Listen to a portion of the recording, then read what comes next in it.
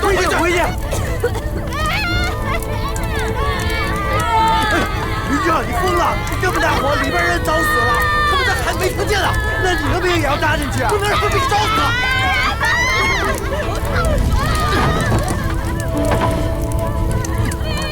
苏西，苏西！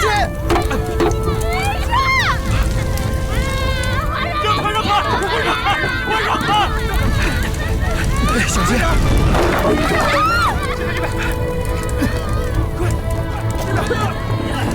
进水来！快，这边！快点！还有，来！快救我！主儿，皇上，冷宫禁地，皇上是万金之躯，怎能轻易踏足？还是回去吧。皇上，主儿，来了！主人气，没事吧？李侍卫，谢谢你救了我们。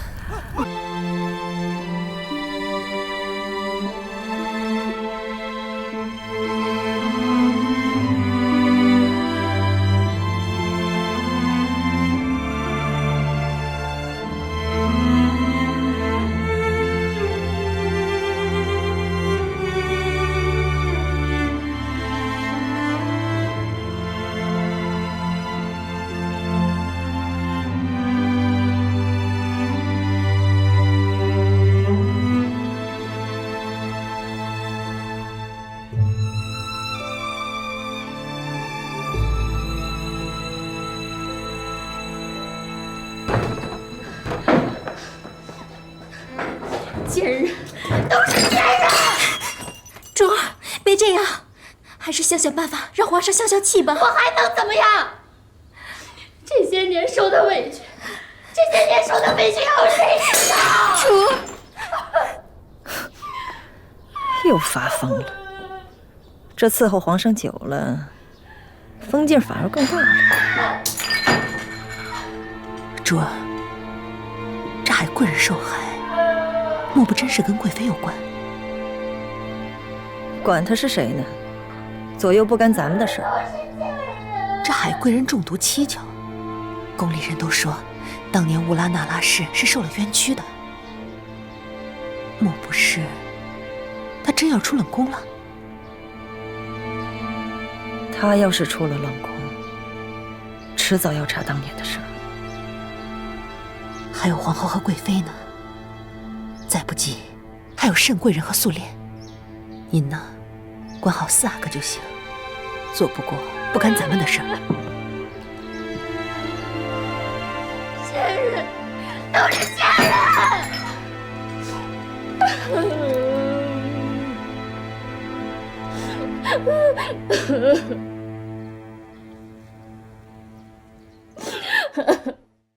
你宫里做的杏仁酪味道不错，本宫吃着极有滋味。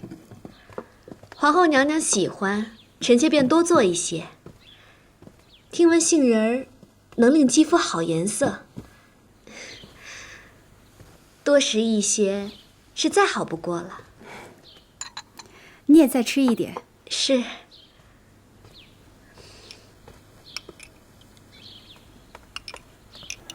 皇后娘娘，贵妃娘娘，皇上方才去了冷宫，亲呼乌拉那拉氏为贤妃，还说不日便许她出冷宫。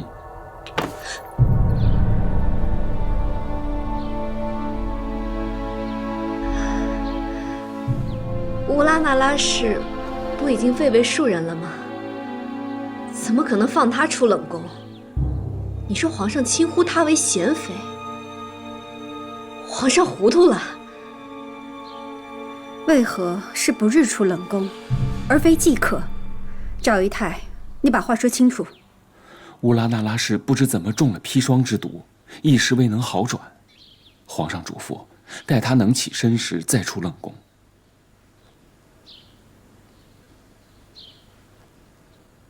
知道了。你们先下去吧。这是。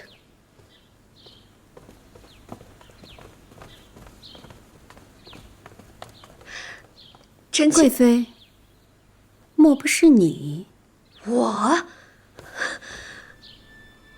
若要是臣妾，怎么还会让他出得了冷宫？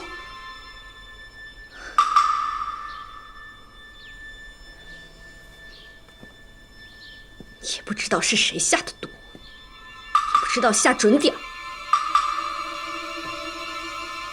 真的不是你下的手？不是，娘娘，真的不是臣妾，臣妾还没来得及下手。会不会是阿若那个贱婢？他不敢背着本宫和你擅自下手，否则出了事儿谁保他？那还会是谁？梅嫔、嘉嫔？本宫跟你一样不知就里。不过，只要有圣贵人在，他比谁都容不下乌拉那拉氏。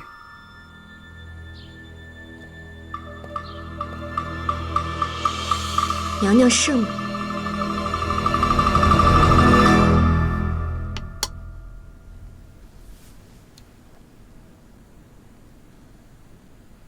贤妃中毒之事，可有眉目？奴才查过饭菜的来源，送饭的太监马憨子说，贤妃娘娘和锁心试过银子，所以他们的饭菜比旁人好了一些。但是他们吃的是和其他人的饭菜一起送来的，人多手杂，奴才实在不知道是哪些人碰过了。海贵人那边呢？也是毫无头绪。那朕要你做什么？奴才该死。你不该死。有人有本事在朕的后宫一手遮天，连你们也查不出来，他才该死。朕问你，翊坤宫收拾好了吗？皇上吩咐把翊坤宫收拾好，给贤妃娘娘居住。奴才不敢不用心，一应挑的都是最好的东西。好。坤为女婴之首，意为辅佐的意思。除了大婚用的坤宁宫，就属翊坤宫最华丽尊贵。朕就是要给如懿这份尊荣，以弥补她这些年来的苦楚。皇上，臣妾知错了，臣妾再也不敢了。皇上，皇上，圣贵人一直跪在养心殿外求您宽恕呢。皇上，臣妾再也不敢。他还有脸求宽恕？你饶了臣妾。这些年他做了什么，他自己心里没数吗？这些年他是怎么侍寝的？你是朕身边的贴身太监，皇上，难道你不知道吗？臣妾知错了。皇上不许奴才知道，奴才就不知道；皇上许奴才知道，奴才也只能心里知道，嘴上可不敢乱说。哼，你倒是乖觉。皇上，您原谅臣妾吧，原谅臣妾吧。好，圣贵人喜欢跪着，就让他跪着吧。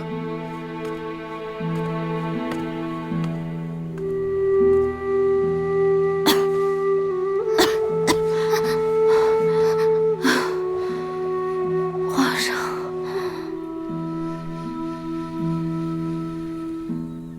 做奴婢的时候，动不动就跪，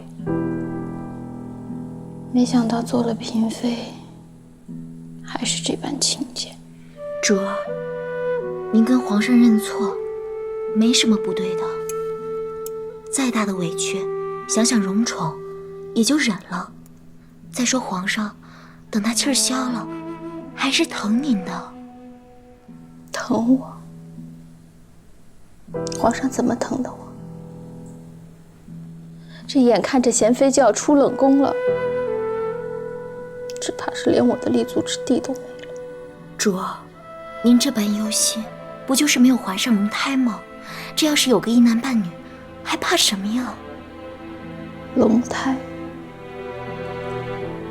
我怎么会有龙胎呢？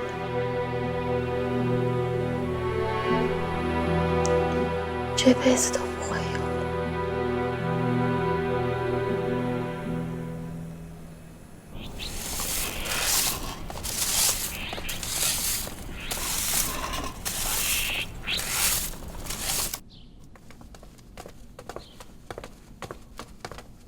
主，该喝药了。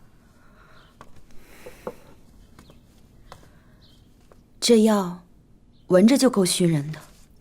这药是去诛杀余毒的，要是余毒未清，伤及了腹中的小皇子，那可怎么好啊？我这有姜太医把着呢，能有什么？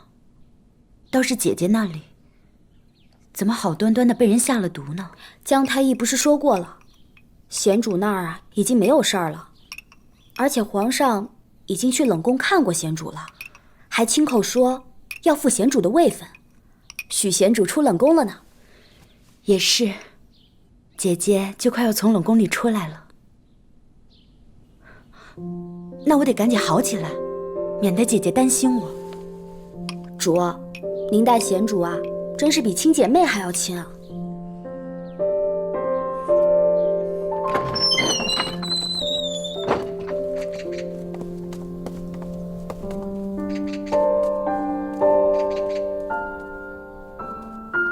雪停了，真好。明天一定是个艳阳天。是啊，一定是个艳阳天。明天咱们就要出去了。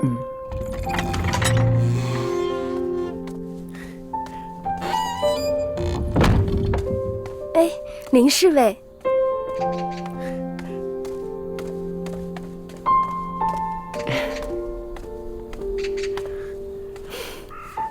微臣请贤妃娘娘安。起来吧。贤妃娘娘，这些饭菜都是特意单给您做的，李公公怕别人动手脚，让微臣亲自送过来。劳烦你了。恭喜娘娘，明日便可以出去了。同喜，你不是也少了我这么一个麻烦吗？哎呀，不是娘娘，您别拿微臣开玩笑了。冷宫这些时日一直得你照顾，都不知道该怎么感谢你，所以做了一双靴子送给你。多谢娘娘。你仔细瞧瞧。呀，还有云纹呢。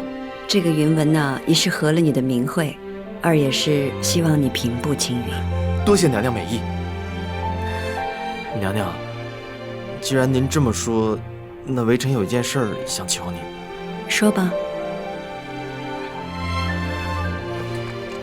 微臣求娘娘把微臣调离冷宫，觅一个好前程。起来。你救了我们这么多次，许你一个好的前程都不足为报。我开心的是你可以自己说出口，也终于能为自己想一想了。娘娘当日的教诲，微臣一直记着呢。只是这些年，微臣在冷宫戍守，一直被人看不起，冷眼相待。要是再不为自己想想，就太对不起自己了。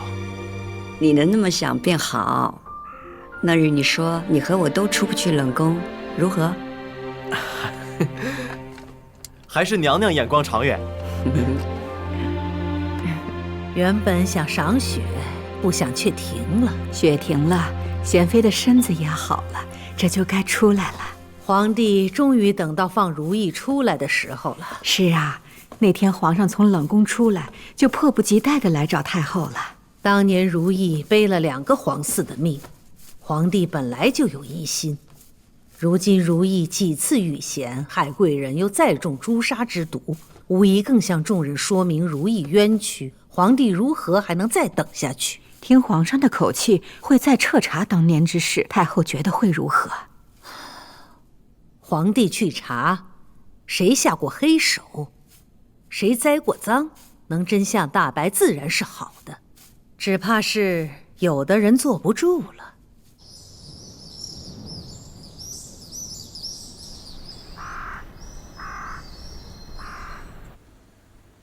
奴婢给贤妃娘请安。起来吧。奴才恭迎贤妃娘娘回翊坤宫。翊坤宫是，皇上说翊坤宫是一早便属翊贤妃娘娘主位的宫室，如今都已收拾妥当，就等贤妃娘娘回宫了。李煜，我来的时候是你送的我，如今回去了，又是你接我，多谢了。娘娘可别这么说，奴才是真心替娘娘高兴啊！3年了，娘娘受苦了。贤妃娘娘，伺候您梳妆更衣的2位嬷嬷，是皇上跟前儿积年的老嬷嬷。赵嬷嬷最会梳头，这位是玉壶姑姑，在皇上跟前儿贴身当差。玉壶姑姑，贤妃娘娘客气了。那，请贤妃娘娘换上吉服。吉服太过于隆重了，本宫还是穿便服回去即可。皇上也这么想，但是又怕便服过于肃静，所以2套都备上了。那，就请2位嬷嬷给贤妃娘娘梳妆更衣，奴才们在外候着。好。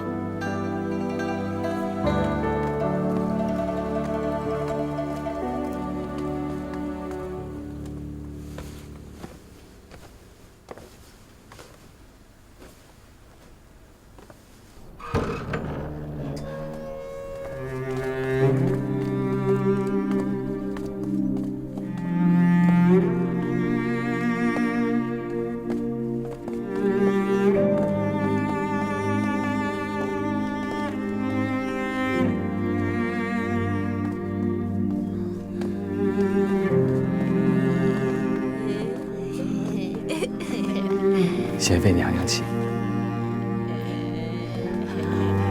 给皇上请安，给皇上请安，给皇上请安，给皇上请安，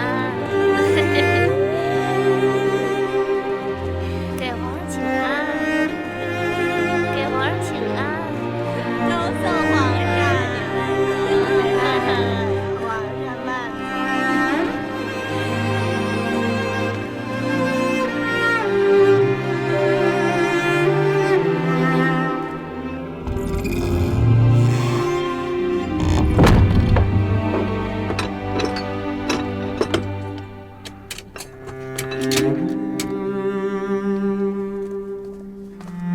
贤妃娘娘，请上轿。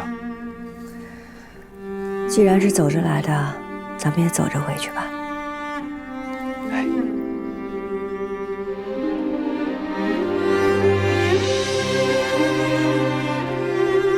恭送贤妃娘娘。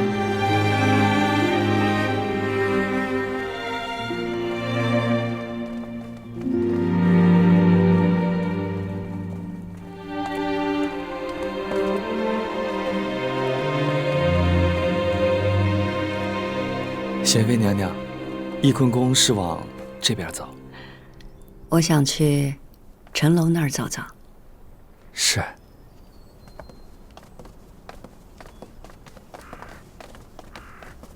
嘿，没想到这辈子还能看见有人从冷宫里走出去。哼，刘英这好眼光啊！当年救了他2回，如今是逢上贵人了。晚上请喝酒啊！走，包圆，等着晚上喝酒。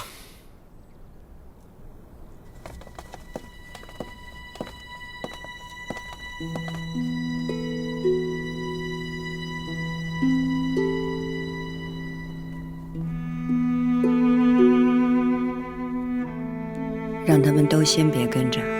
是。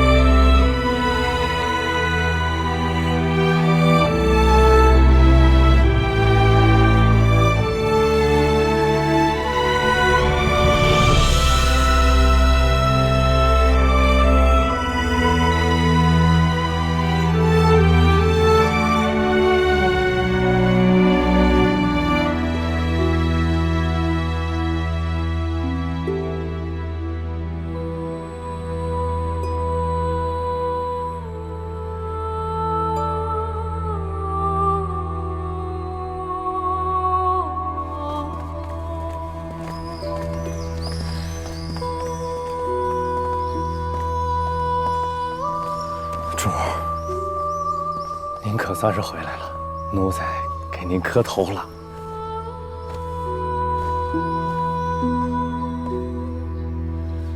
起来。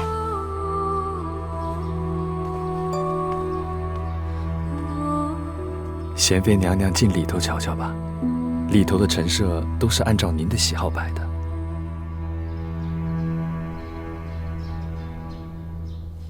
这里面的人，奴才挑了一些昔日延禧宫忠心的旧人，凡是新拨来翊坤宫的，奴才都查了他们祖宗3代，底儿都是干净的。贤妃娘娘一路辛苦了，西暖阁中已经备好了糕点，您先用着。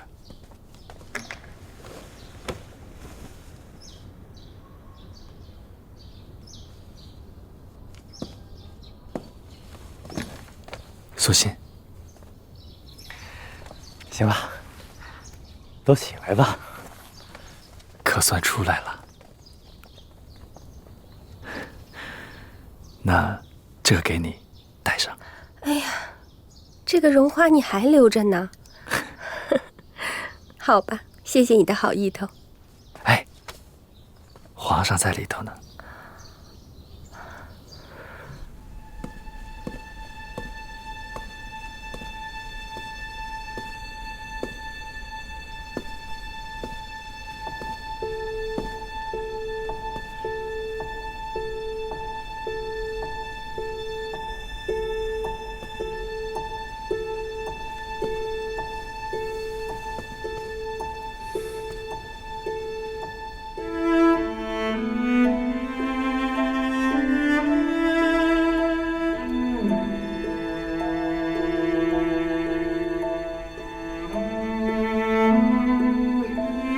如意，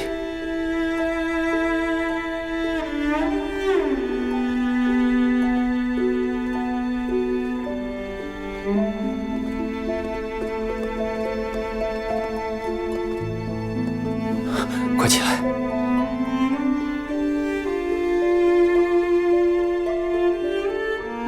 你回来了。皇上的口气，就好像臣妾去了趟御花园，散散心便回来了。朕这么说的意思，是仿佛你一直在朕的身边，从未离去过。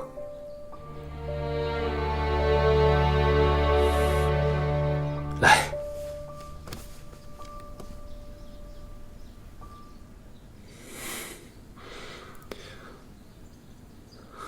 朕知道你受委屈了。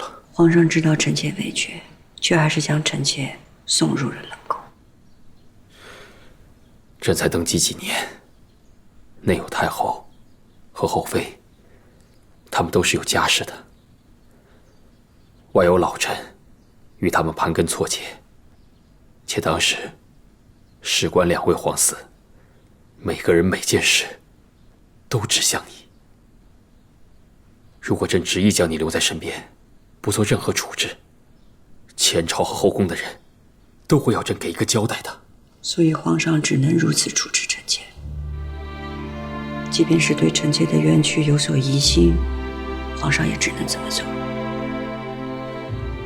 比起前朝和后宫的安定，臣妾是可以牺牲的那一个。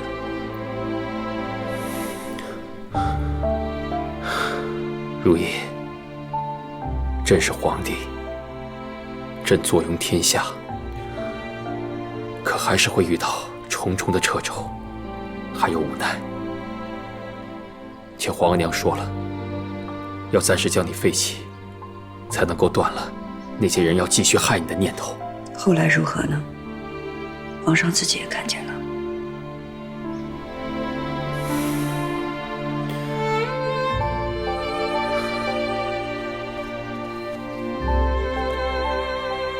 后来朕才知道，将你留在身边，才最为安全，最为稳妥。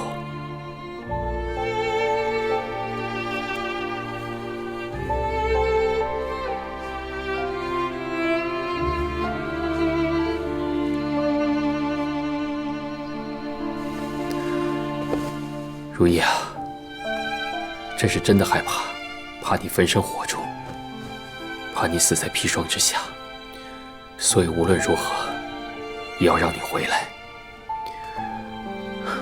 留在朕的身边。你手上的冻疮，朕那日就看见了。朕准备了宫里面最好的治冻疮的药，朕替你擦擦。来。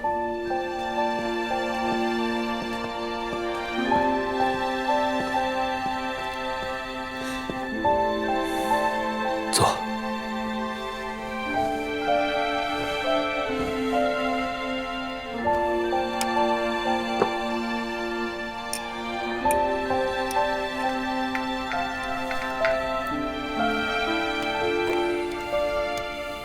这不该是皇上做的。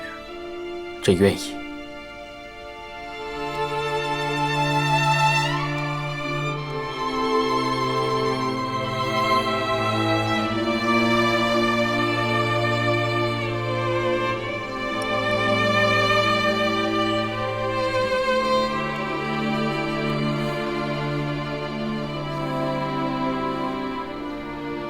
谢皇上。朕想着，为了迎你出来，特地为你准备了一份礼物。李煜啊，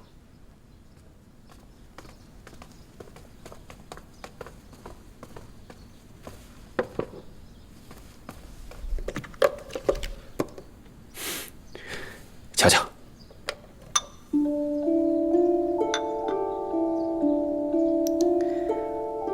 如今这时节，怎么会有绿梅花苞？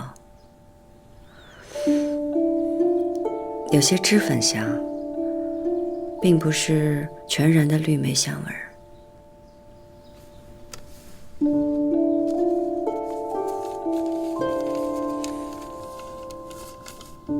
疏疏帘幕映娉婷，出世小妆新。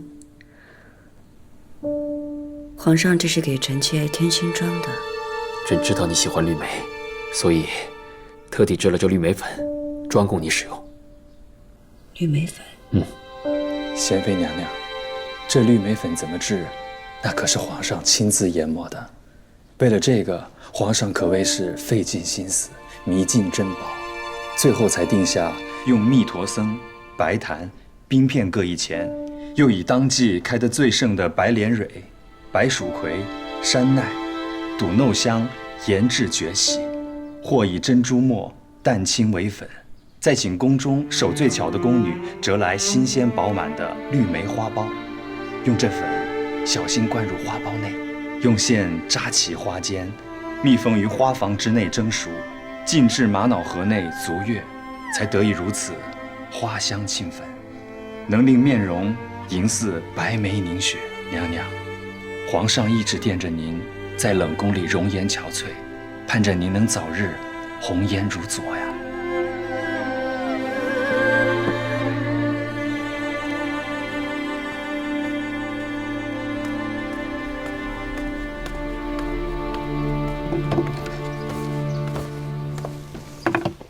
索心，怎么哭了？这可算是熬出来了。是啊，绒花怎么不带上？以后我自己把它带上。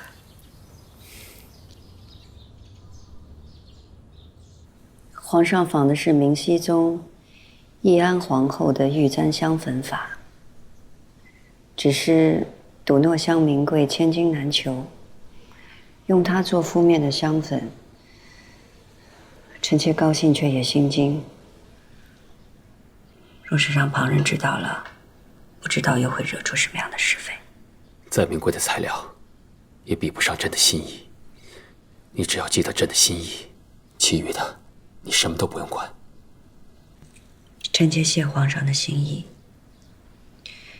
只是对臣妾而言，最贵重的不是这些身外化物，而是在绝境里，皇上不会放开臣妾的那双手。朕的手一直都在，你放心，如懿，从今以后，朕绝不会让你再陷入绝境里，相信朕。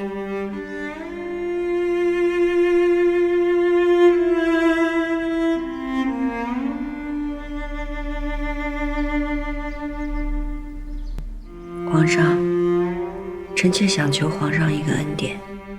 你说。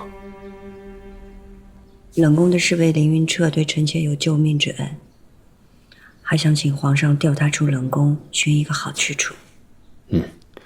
那是当然的，这会叫玉护去办。臣妾替凌云彻多谢皇上。姐姐，姐姐，姐姐，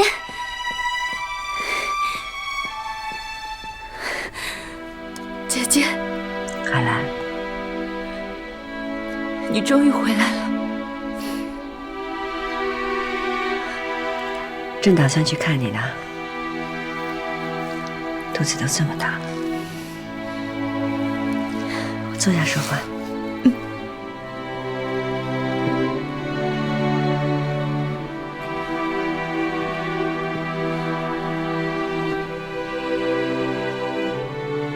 姐姐，你轻生了不少，你受苦了，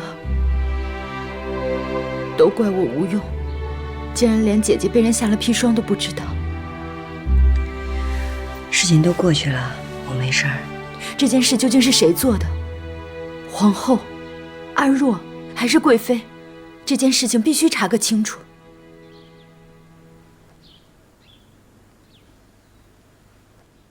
叶心，你先出去。是。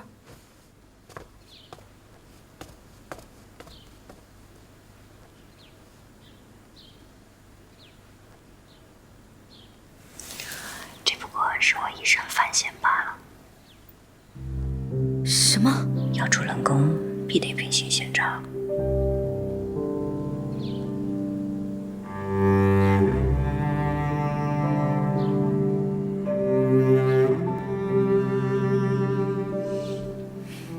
听说你中了朱砂的毒，有没有伤到肚子里的孩子？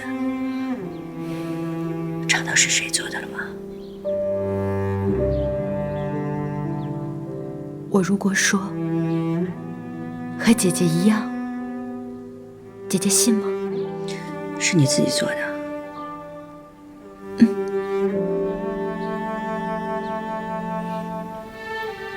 你是为了我，是江雨冰帮你的。江雨冰也瞒着我，你不怕你伤到你肚子里的孩子吗？姐姐，你怕我担心，我也怕姐姐担心，所以直接不让江雨冰提，这不怪他。但有江雨冰把握分寸，我无大碍。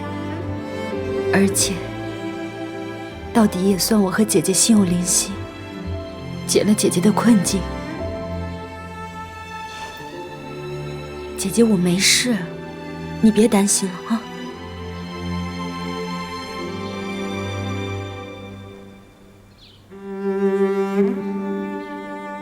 姐姐方便吗？我想给你看个东西。好啊。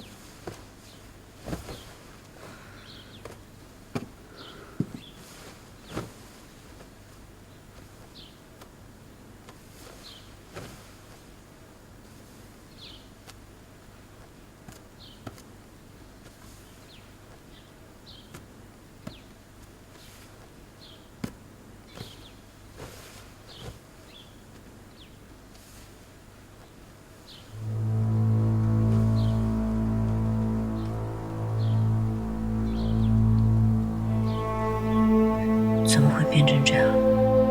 我吃得多，肚子也长得快，从第6个月之后，身上就开始长出了这些。没事的，太医院有那么多的好药，一定能治好这些斑纹的。没用的，我问过那些专门侍奉生育的嬷嬷们，他们说，有一些妇人有孕之后都会有，这是治不好的。就算将来生下孩子，身上还是会留下这些斑纹。姐姐，您想，若是将来事情皇上看到了会如何？等你把孩子生下来，我们再想别的法子。宫中不过以色侍人，姐姐，我知道我的恩宠到头了，我的位分不高，将来生下了孩子，未必能带在身边养。到时候，若是送去了协芳殿，或者托给旁人，倒不如放在姐姐身边，做姐姐的孩子。做我的孩子。现在的局势，家嫔的4阿哥是皇上最钟爱的，纯妃必定不会把大阿哥还给你。但是姐姐不能没有自己的孩子。可是你好不容易怀上了，怀得又这样辛苦。姐姐，我们不过隔着一层血缘，也要分这些吗？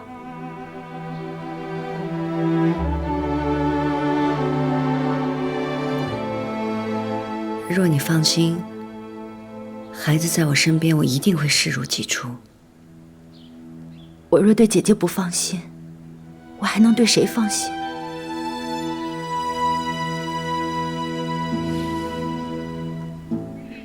姐姐，你终于回来了，我们以后永远在一起，再也不分开了。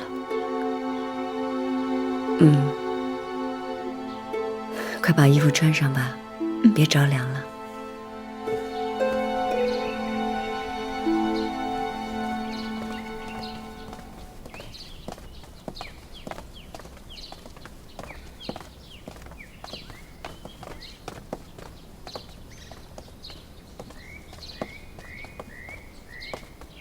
请贤妃娘娘安。贤妃娘娘，太后备好了茶，等着您呢，请吧。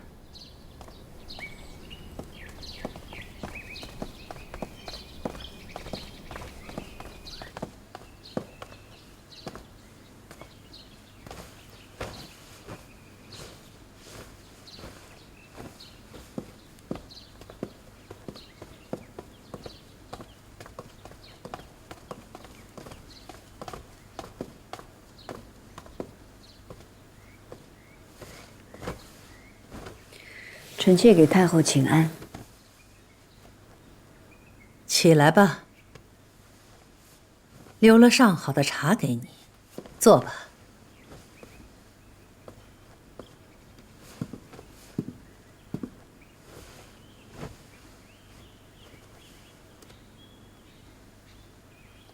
太后知道臣妾必定会来。你若不来，岂不辜负了哀家的好茶？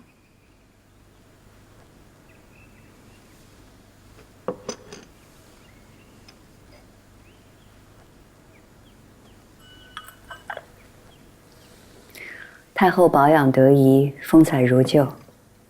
看来这些年稳居后宫，安心顺遂。你能活下来，也很好。皇帝没白疼你，哀家也没白护着你，你算是熬出来了。太后那时候让臣妾惜命，留待来日。所以今日臣妾特来向太后请安。祝太后福寿延年。你也算乖觉，知道一把火烧的你在冷宫里待不下去了，便兵行险招，拿自己做法子。如今这满宫里，即使连皇帝都疑心是贵妃或是盛贵人给你下的砒霜，连皇后都逃不脱这个疑点。不给自己下毒，哪能留着性命等别人来救啊？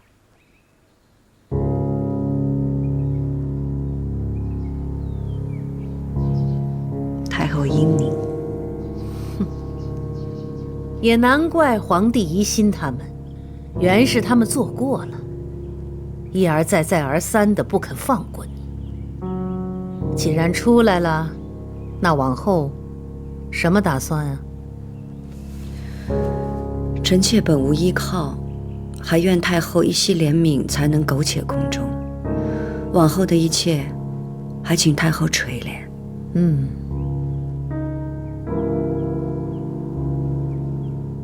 皇后出身显贵，得富察氏全族和老臣的支持，又克勤克俭，算是表率。贵妃的阿玛高宾在朝中得皇帝的倚重。哀家呢，从来就不喜欢宫中只有一捧花开的艳丽，百花盛开，才是真正的三春盛景。你若明白这一点，便能好好自处了。臣妾明白的。喝茶。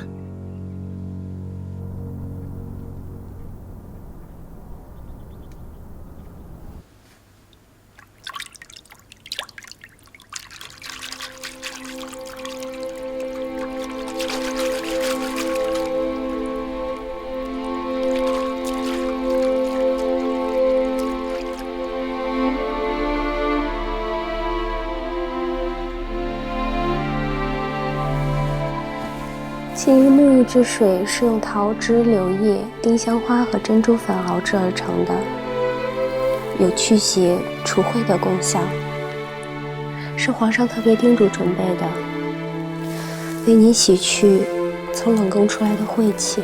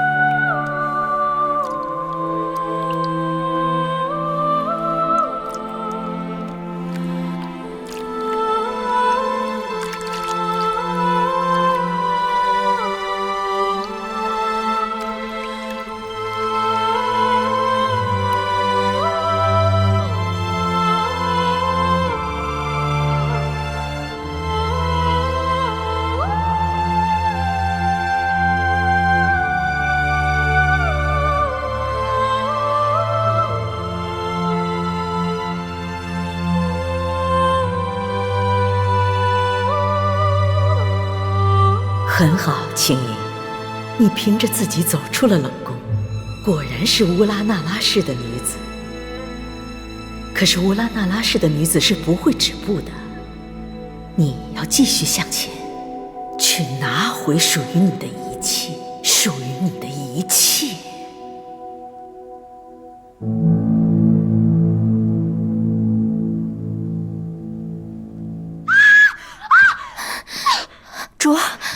卓，可是又梦魇了。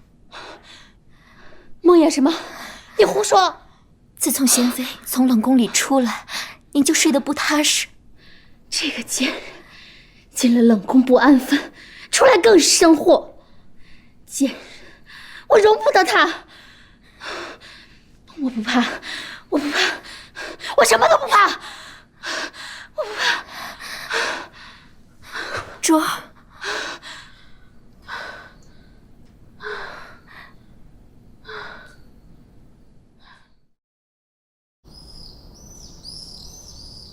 请皇后娘娘安。都起来坐吧。谢皇后娘娘。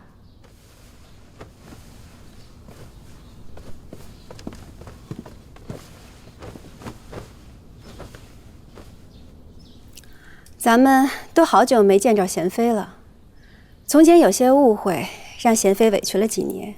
如今贤妃重新回来跟咱们作伴儿，彼此要和睦才好。谢皇后娘娘关怀。贤妃，慎贵人从前是伺候你的，如今深得皇上欢心，你们更要好好相处。是。是。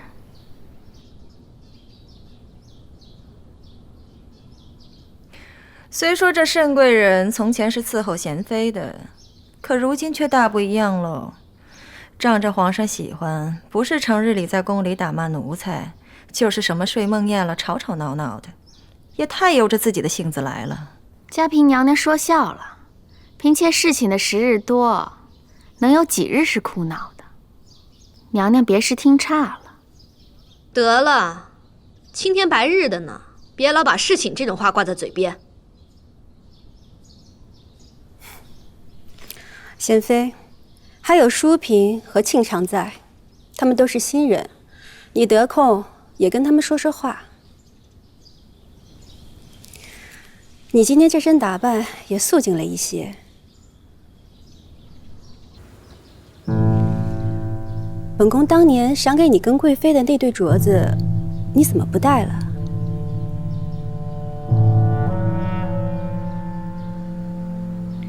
莲花镯上的赤金丝松散了，臣妾送去修了。若是修好了，还是要天天戴着，那才是咱们前嫡姐妹的情分。那是自然。皇后娘娘的厚爱，臣妾是一日都不敢忘。贤妃也是刚回来，该好好歇着。过几日立冬家宴，本宫再替你好好热闹，就算是为你贺喜。谢皇后娘娘。姐姐有空啊，多到我宫里去坐坐，也看看我照顾永皇尽心不尽心。永皇养在你的宫里，自然已经是你的孩子，怎会不尽心？是你受了委屈，永皇才寄养在我宫里的。如今你出来了，理应还给你才是。这样，嘉嫔有永成，我有永璋，你有永皇，大家一样才好呢。你想得细致，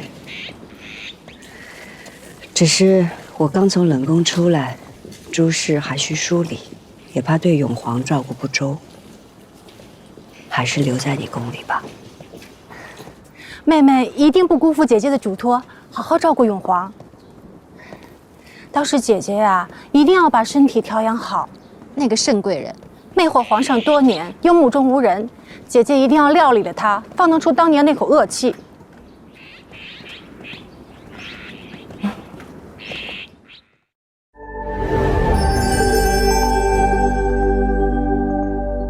他们在我心中就是红玫瑰和白玫瑰，两个都难放下。选择红玫瑰，排的就是明月宫；选择白玫瑰，赢的就是朱砂痣。一个清纯，一个热烈。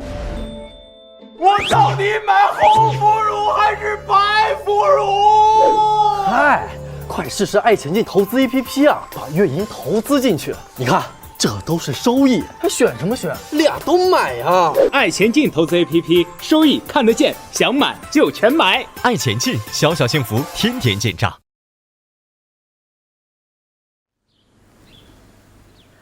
本想让你搬到翊坤宫与我同住，可是你肚子大着，不方便挪动就罢了。若你生了阿哥，皇上进了你的位分，你倒是可以搬到正殿去住啊。才不呢，那里是姐姐住过的地方。现在还跟你当时离开的时候一模一样，我动都没动，就当是留个念想。哼，你这一脑门子古怪想法，你这肚子里的孩子啊，生出来不知道是什么古灵精怪的性格呢。啊，踢我呢，知道你说他坏话。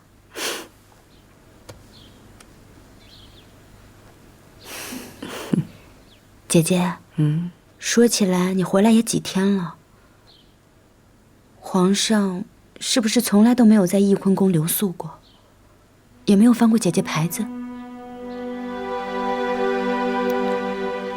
生疏了几年，心结未解，不想那么亲近。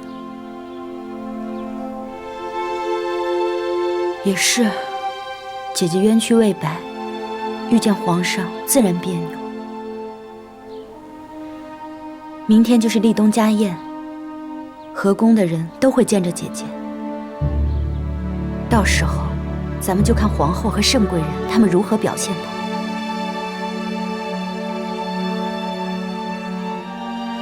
冬天有了暖手炉，还真暖。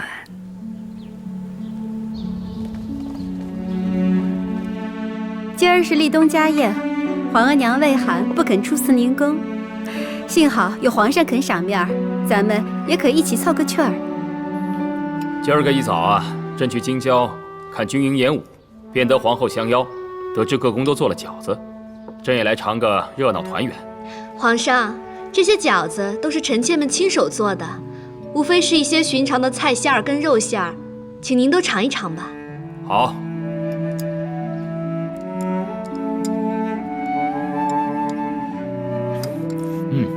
甚好啊，手艺不比御厨做的差。皇上，臣妾不会包饺子，所以只带了一壶玫瑰花瓣酿的醋。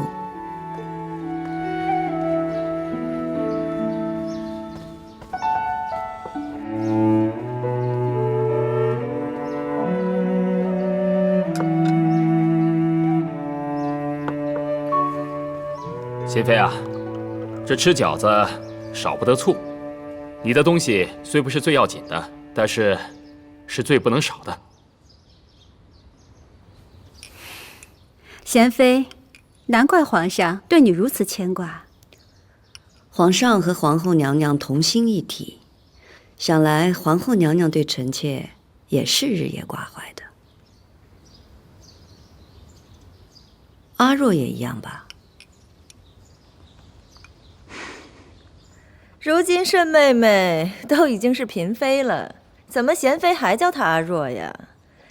您这么一叫，我怎么看她那身贵人衣裳那么别扭啊？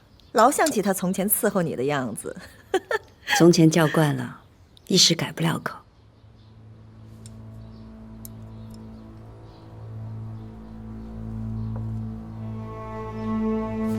好，慎贵人，你是该饮酒尽兴。如意为慎贵人的救主，如今沉冤得雪，今天的家宴也算是为如意热闹热闹。慎贵人身为旧仆，理应同庆。是，嫔妾敬贤妃娘娘。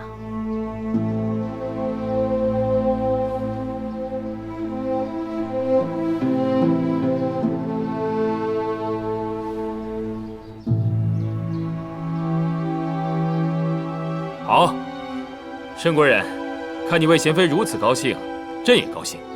即日起，封慎贵人为慎嫔吧。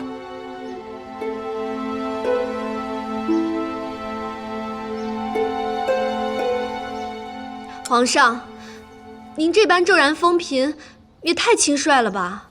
皇上，嫔位乃一宫主位，身份贵重，譬如梅嫔、淑嫔和嘉嫔。不是生子，也是家世显赫，获宠多年。是啊，皇上，慎妹妹跟臣妾住在一起，若是她也封了嫔位，那这启祥宫岂不是有2个主位了？无论慎嫔如何受封，启祥宫就只有你一个主位，为表尊卑有别，慎嫔的册封礼就免了吧。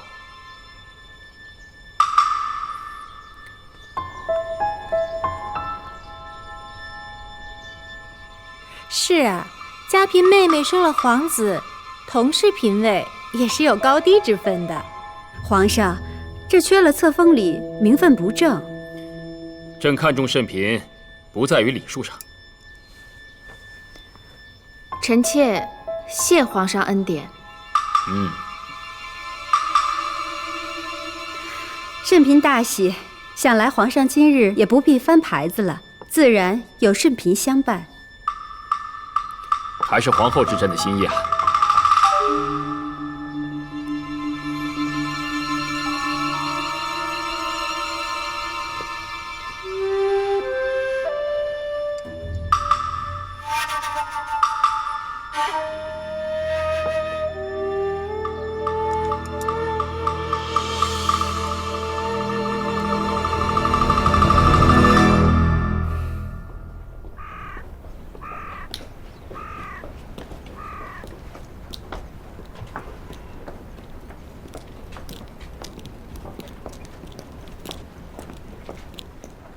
站住！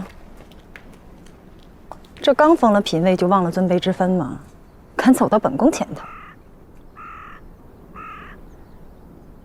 姐姐是嫔位，我也是嫔位，大家平起平坐，谁又比谁高贵呢？本宫是皇四子生母，乃嫔位之首。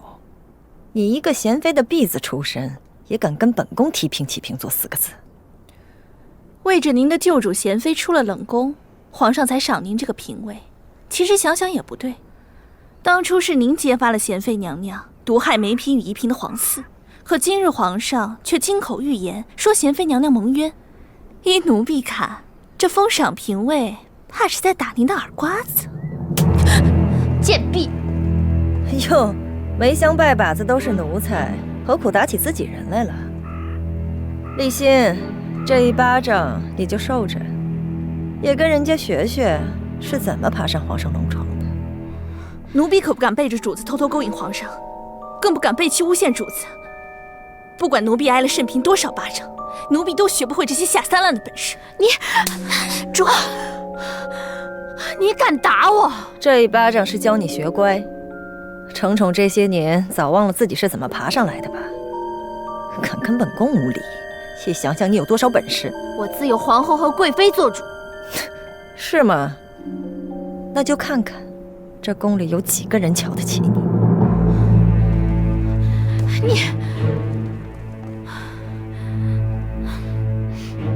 人人都瞧不起我，即便我已经封了嫔位，在他们眼里，我依旧是个贱婢。主儿，别往心里去，他就是嫉妒你。今儿是您封嫔的大喜日子，这晚上还要侍寝呢，咱们回宫去，奴婢给您拿鸡蛋揉揉脸啊。走吧。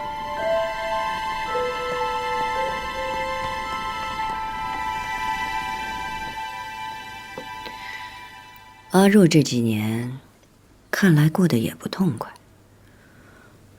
结恩宠于一身，难免招怨。再说，他当初是怎么样卖主求荣的，大伙儿心里都有数，自然是瞧不起他。荣华富贵自己求的，欺凌羞辱也得受着呀。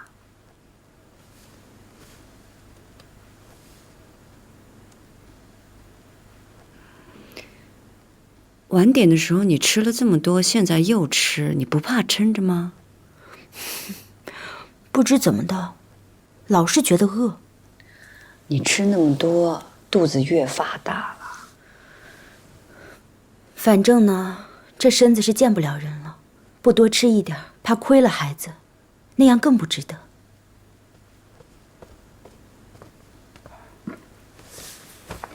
敬贤妃娘娘安，海贵人安。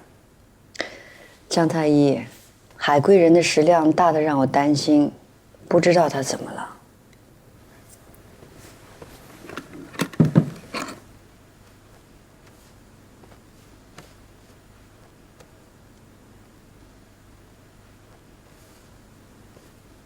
海贵人胃口大好，胎气安稳，无妨啊。不过，这胎体看着确实要比旁人同月份的大了许多。主儿，安胎的药得了。行了，先放旁边晾一会儿吧。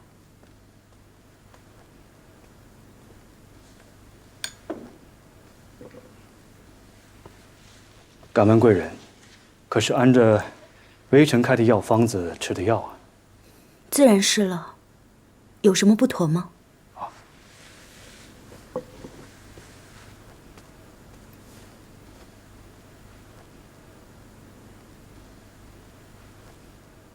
这味道不大对，吴父，可否把药渣拿来，我瞧瞧？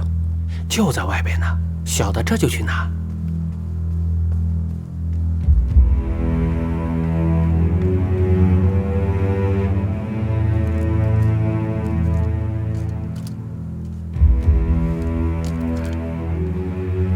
微臣不会看错，这安胎药方里被人足足的添了分量，但这加进去的却不是什么坏东西，而是开胃健脾、稳固胎气的好药。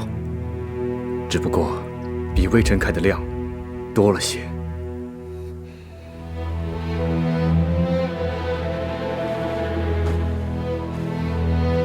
这药方是微臣开的，药是在太医院抓的，配好之后，微臣看过了，无妨。主明家，奴才从太医院领了药来，就小心谨慎，从煎药到端到主跟前儿，都没有旁人插手啊。这安胎组方被人调了比例，这药性便会偏重于稳固胎气。贵人本就气虚，吃了这样的药，龙胎虽无碍，可是这母体身上的精血就会被胎体所吸收，母体会变弱，龙胎过壮。等到生产的时候，贵人恐怕要吃苦头了。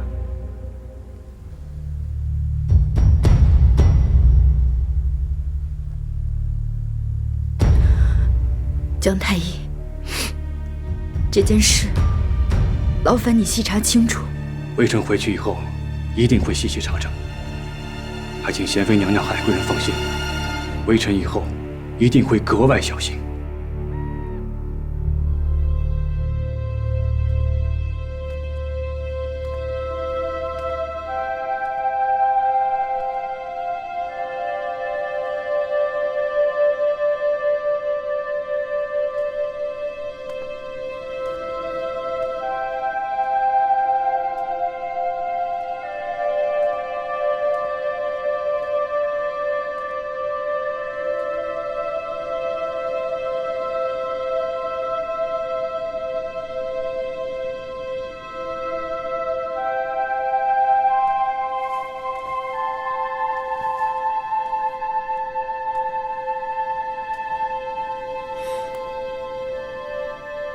你干什么？臣妾是来侍奉皇上的，求皇上许臣妾侍寝。你侍寝几年了，自然应该知道你侍寝的规矩。怎么，你想按进士房那套来办啊？皇上，臣妾侍寝3年，可皇上不曾碰过臣妾。这么久了，就让臣妾伺候您一回吧。你一心想成为朕的女人，求人得人，朕许了你，也给了你尊荣位分。从此以后，你生是紫禁城的人，死是紫禁城的鬼，老死都逃不出。你可知道这些年，朕为何不碰你吗？臣妾愚昧。朕留你在身边，对你宠爱，自然有留你的用处。但你别忘了，你永远是贤妃的奴婢，是朕的奴婢。人前人后，别失了分寸。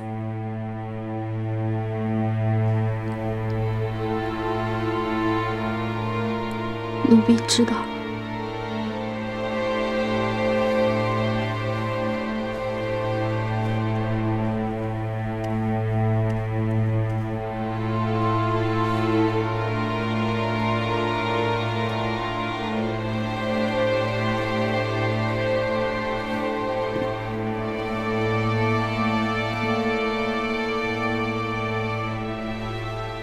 挨了谁的打？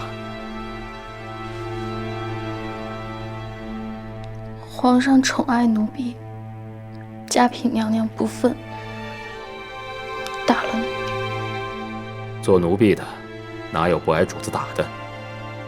你要享受这份荣宠，就要心甘情愿受这些罪。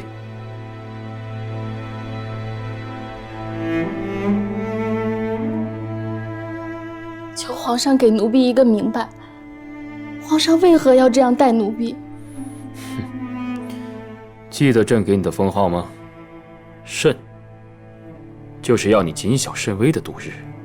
你该念着朕对你的好，若不是朕宠着你，你早就不知折在什么人手里了。皇上是不是觉得是奴婢冤枉了贤妃，要折磨奴婢，替贤妃出气？哼，出气？贤妃自会找你出气。朕今日要明白的问你：当日是谁指使你的？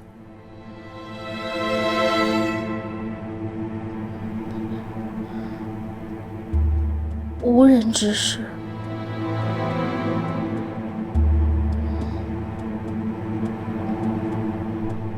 是贤妃有罪。哦，是这样。那朕先睡了。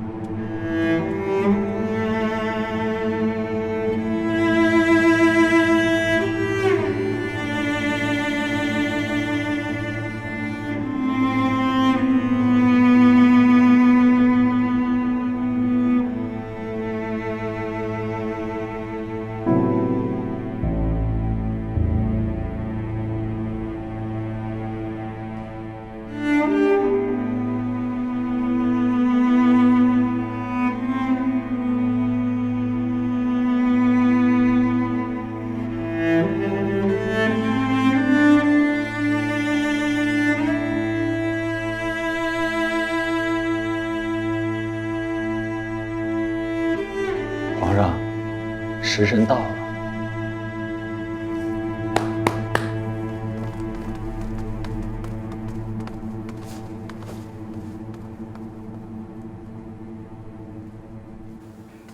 主儿，因昨儿事情肯定累了，奴婢准备了早茶，您喝了歇歇。事情，我倒真是累着了。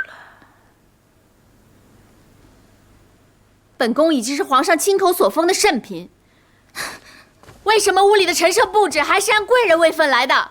内务府怎么这样背懒啊？内务府差人说，皇上皇后立场节俭，左右主还没行册封礼，这嫔位的东西就一起省了。什么嫔位？原不过是让本宫担一个虚名罢了。主儿，主儿，使不得，主儿，主儿，今儿是你封嫔的大喜日子，你可不能动气。这要是传出去了，让别人怎么说您呢？本宫是圣嫔，本宫的东西，本宫想砸就砸，谁又能拿本宫怎么样？主儿，主儿，使不得，使不得，主儿。这是您封贵人的时候，皇上亲赏您的，这不能摔。您要是真生气，你就打奴婢也好，可断断不能伤了你和皇上的情分呀。主儿，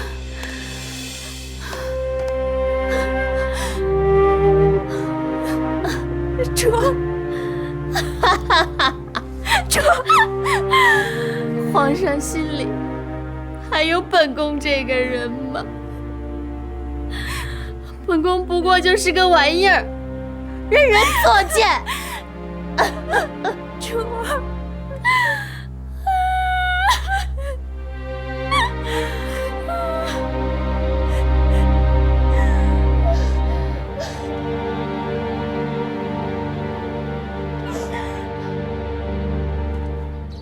奴婢伺候圣嫔这几年，只觉得她的性子是越发的糟了，还会时不时的问奴婢，皇上是不是真的宠爱她？他也算恩宠不衰，还想怎样？皇上虽然宠她，可昨天的立冬家宴上，一口一个主仆，分明是瞧不上圣嫔。是啊，皇上还说，以前的贤妃是蒙冤的呢。你先回去吧。圣嫔若有什么动静，记得随时来汇报。是。